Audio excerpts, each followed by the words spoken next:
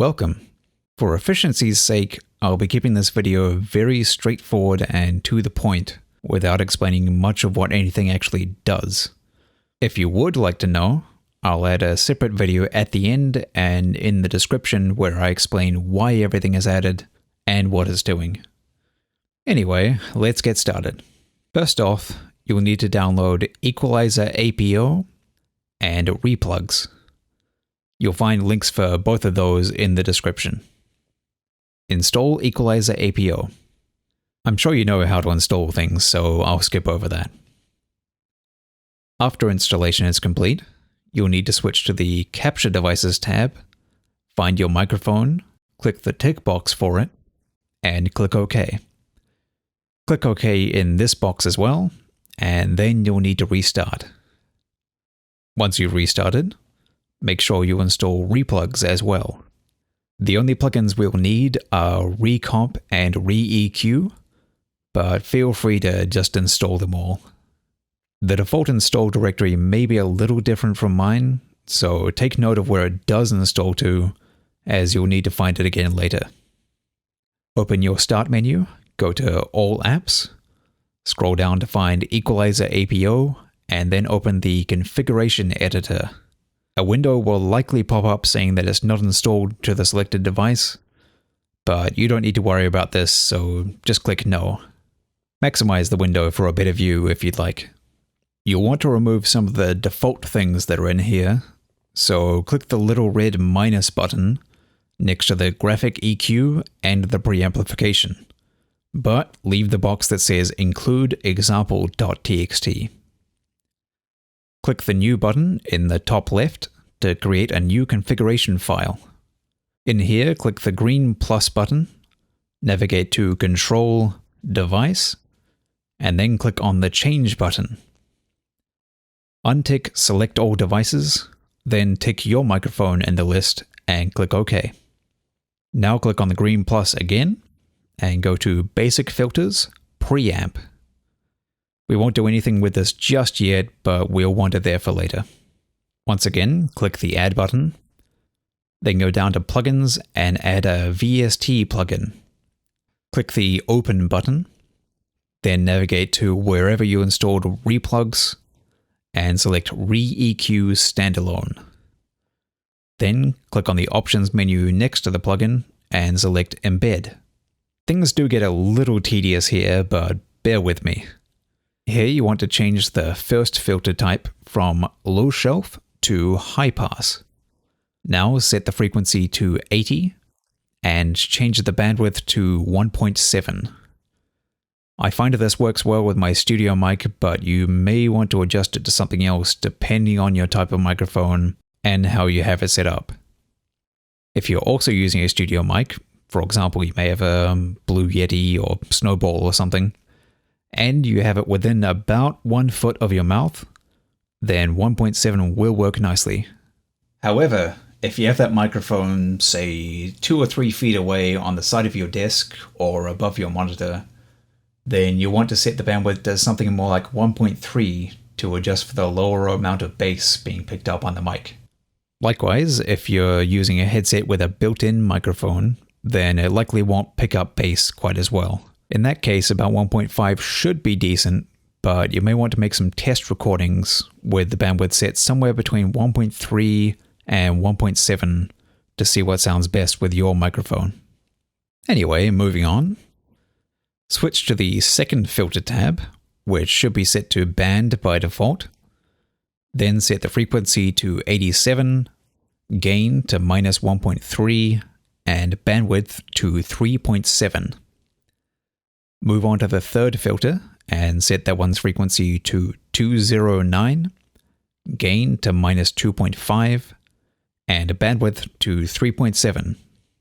Switch to the next filter, change it from high shelf to band, then set that to 547, -5.4, and 3.7. Now you need to click on the Add Band button in the bottom left corner and set it to 1495, -5.4, and just leave the bandwidth on the default setting at 2.0. Click the Add Band button again, then set this one to 3256, minus 2.7, and 3.7. Add another band and set that to 7400, minus 1.3, and 3.7. Finally, click Add Band one last time, but set this filter's type to low pass and set the frequency to 13,000. One last thing you'll need to do is turn up the gain over here on the right to 4. Now that we're all done with that, click the Add button down here, and again select Plugins, VST plugin. Click the Open button, then this time select Recomp Standalone, and again click Options, Embed, and scroll down. Here you want to set the threshold on the far left to minus 20. Now find attack near the top and set that to 0, then further down set the ratio to 8.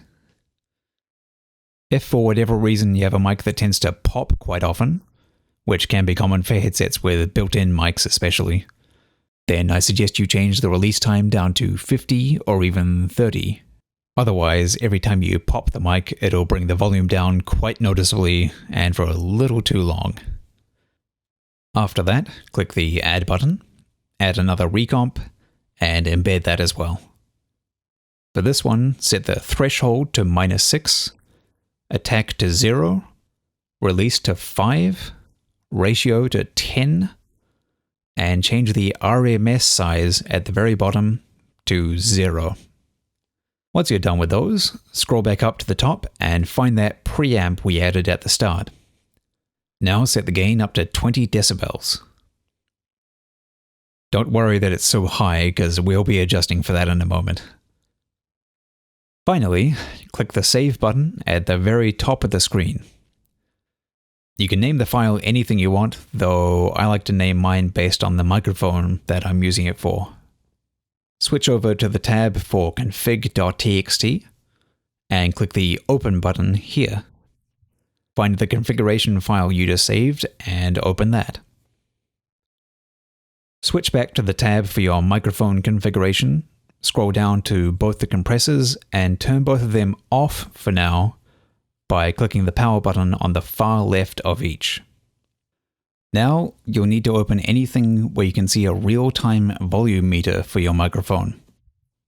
Audacity is a program you may have installed already, but if not, you can easily go download and install it. My version of Audacity will probably look a little different from yours, but you should still have all the tools you'll need here. Make sure the input is set to the microphone you're setting up. Then at the top there should be a meter that says click to start monitoring. Click that, then you'll see that your mic is extremely blown out anytime you speak due to that 20 decibel boost that we added earlier. In order to bring it back down to a nice level, right-click on the speaker icon in your taskbar and open Sound Settings. Click on Device Properties for your mic, and then start bringing down the volume here. Keep talking into the mic at a normal volume until you see the meter sitting around minus 12 on average as you speak. Don't worry about it sometimes going past that, you just want it at about minus 12 most of the time. Now go back to Equalizer APO and turn both of the compressors back on. Go to Audacity again and make sure it still sits around minus 12 while speaking. You may need to turn your mic up a little bit more in Windows, but it should still be good. And that's pretty much it. All done. However, there is one thing you'll need to know. Occasionally, Windows updates will mess with all your audio devices, so you'll need to reinstall Equalizer APO to your mic. To do that, open the Start menu, find the Configurator, and select your mic again just like you did when you first installed the program. You'll have to restart, but then open the Configuration Editor, navigate to the config file for your mic, look for the selected devices at the top, click the Change button, and then select your mic in there. After that, you'll be good to go. If you're wondering what all of this actually does, I'll have a link on screen now, as well as in the description to a video where I explain everything.